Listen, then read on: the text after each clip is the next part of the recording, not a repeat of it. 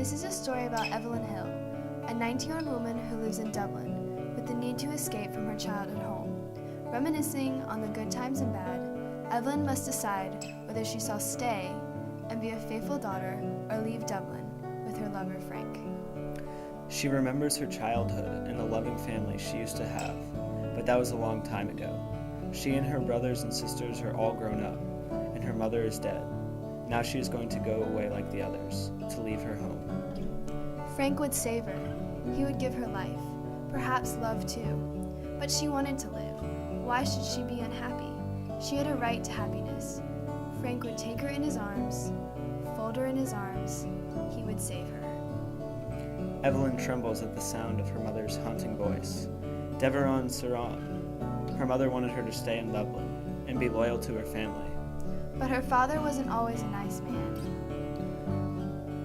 Her time was running out and Frank was waiting. It's time to go, time to escape. But could she go? Was it fair to leave her family and break the promise to her mother?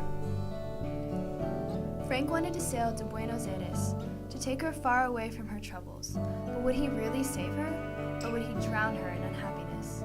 Eveline walked towards the shipyard with thoughts rushing through her head.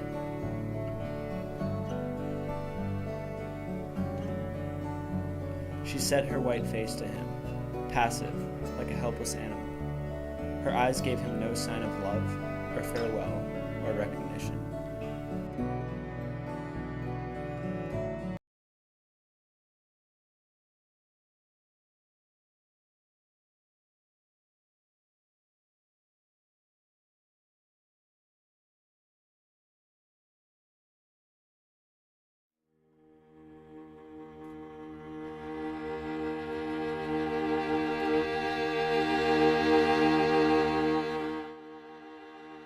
This is a story about a naive young boy, around the age of 14.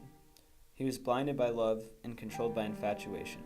He was in love with a woman much older than himself. He watched from his window morning after morning to see her. Obsessed, he hid in shadows, followed her wherever she went. Mesmerized by her beauty and utterly in love, he would do anything to talk to her. But he could never find the strength, until one fateful day she asked him a question.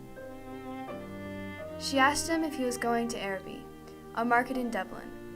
Her words surprised and confused him so much he couldn't remember his answer. She told him that she could not go, but intrigued by her question, he told her that he would bring her back a gift.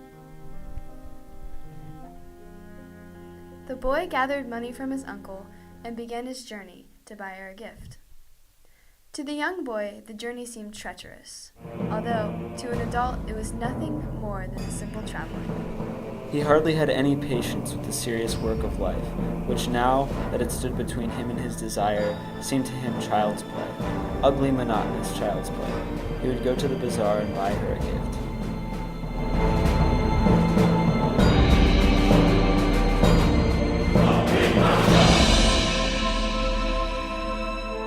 However, by the time he arrived, nearly all the stalls were closed, and the greater part of the hall was in darkness.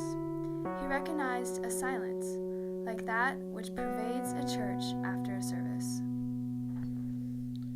He went over to one of the stalls, but was distracted by an older couple. The vendor rudely asked if he wanted to buy something. Checking his pockets for money that he didn't have, "No, thank you," he replied. Gazing up into the darkness, he saw himself as a creature driven and derived by vanity, and his eyes burned with anguish and anger.